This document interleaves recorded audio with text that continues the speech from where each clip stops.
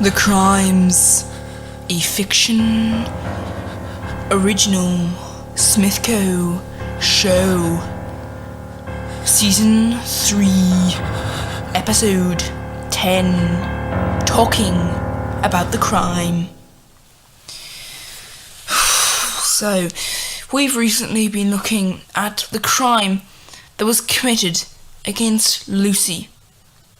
Lucy was murdered by her previous boyfriend, who was proven to have domestically abused her. It was later found that he also murdered her by using one of her frying pans to hit her over the head. So, what do you think of the case? You obviously were her, you were her brother. So, but you're also a police officer, so you know what these things are. So, what would you say about the case? Well, I would say that I think it's very good that you were able to find the video and audio evidence because, for one, a lot of domestic abuse cases never get convictions, which is bad. Which is why having that video evidence is of a real benefit, because it means that you get beyond that sort of thing of taking what someone has said and you say, well, no, there's direct proof, we've got video proof, we've got audio proof, and having that thing where you go, you have the situation in which someone is saying this thing, it's a very serious thing, and I think the fact is, if you didn't have that, you wouldn't get the conviction for domestic abuse. Even now, I'm still a bit worried that you wouldn't find that.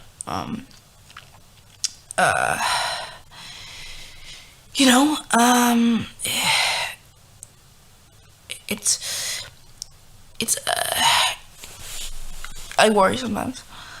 Being a police officer, it's hard to look at all the issues that are in the world, but especially even domestic abuse. It's one of those examples where some police are known to ignore it, and other police can do nothing about it.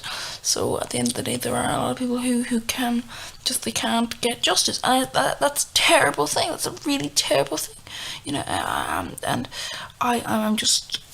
I'm glad that you were able to get access to that video proof, because I'd say that it's more likely now that there'll be a conviction. And what do you think of the murder side? Well, the murder side, I mean, there's less evidence there, so you may get people to wangle, in innocence, not enough evidence, but if he didn't, I'd say he got to prison probably for 16 years. 16 years, yeah, most likely.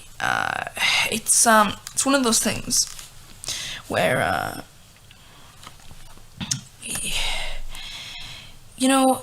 it's just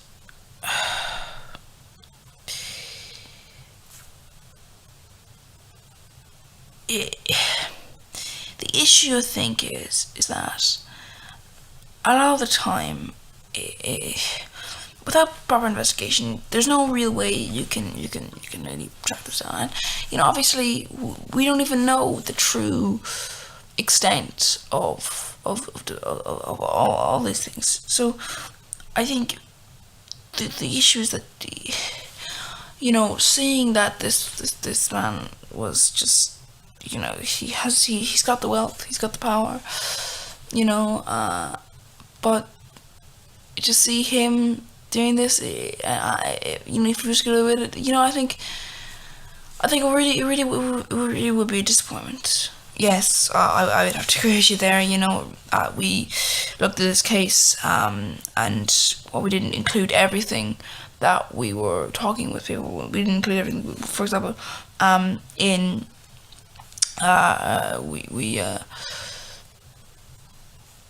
we later found out that her girlfriend did tell us about thing. And of course, we obviously weren't going to play, because of privacy reasons, we weren't going to play the audio recording. But he made reference to her sexuality and all these things, and it was really quite awful. I think another thing was that a lot of the time when you look at these crimes, as you say, it really is terrible, because when you look at these things, it's just, you see that and although I have to say that seeing that he's in prison now, awaiting trial, I would say that 16 years is fitting. In fact, I would even see longer sentence. Yes, obviously I am a police officer, so I wouldn't be advocating sentencing people for longer, but I would be going towards the thing, because I've seen cases. I've seen cases like this where you investigate it, and as I've said, you see some officers, they ignore it, and other officers they can't do enough, and to see this and to notice that all the issues that people are subject to, it's just terrible, really. Yeah, I mean, obviously we're just we're actually with both. I actually have an officer on the line here who's in charge of the case. Yes, I mean, I think at the end of the day,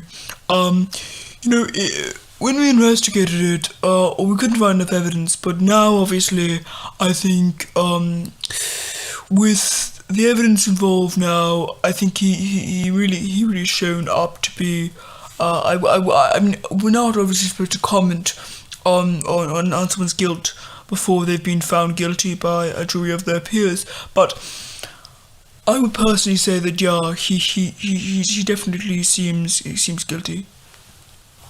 He's the kind of what would you say about the way that he's acted?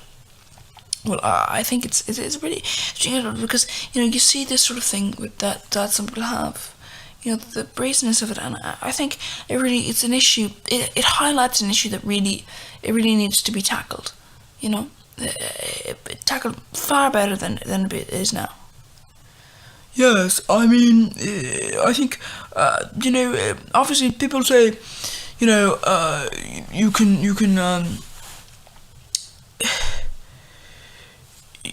if you look at it,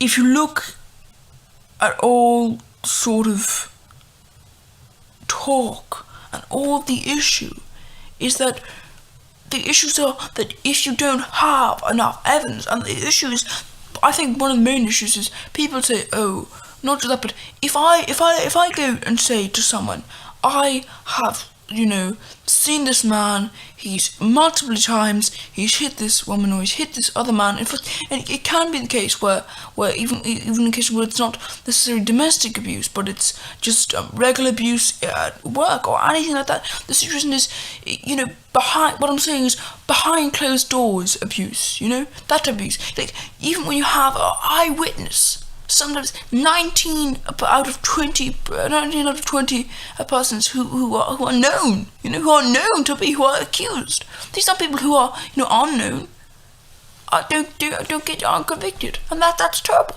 because that's not even taking into account all the people who aren't even talked about, who aren't even known. And I think at the end of the day, it was very, very good and very wise of her to have that audio recording, because that audio visual recording, and that there was obviously secret, because obviously if it wasn't secret, then you wouldn't be able to do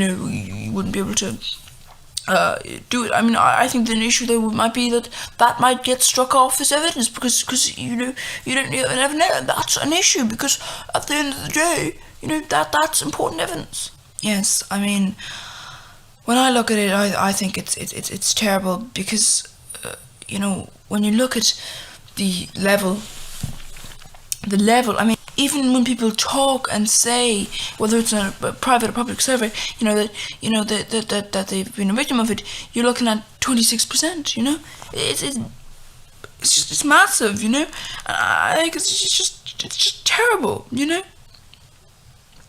I mean, it just seems very, very awful. Yes, I mean, I will say though, while he was, I wouldn't say that, I think he was a very cocky man. Yes, I mean, I was listening to your previous episodes, and you know, he seemed to not be the best. You know, in a murder mystery, you know, the public would instantly say, "Oh yes, he's the murderer." Apologies to you. Yes, it's fine. It's fine. You can make those comments. Yes, I don't mind. Yeah, you know, he didn't seem like an obvious suspect. You know, so no offense to any listeners who didn't realize that he was the murderer, but you know, he wasn't hiding very much, and he did seem to be, you know, the criminal. So I think the issue was that, although I think he realized that while you might know that he was the criminal, he wouldn't be convicted.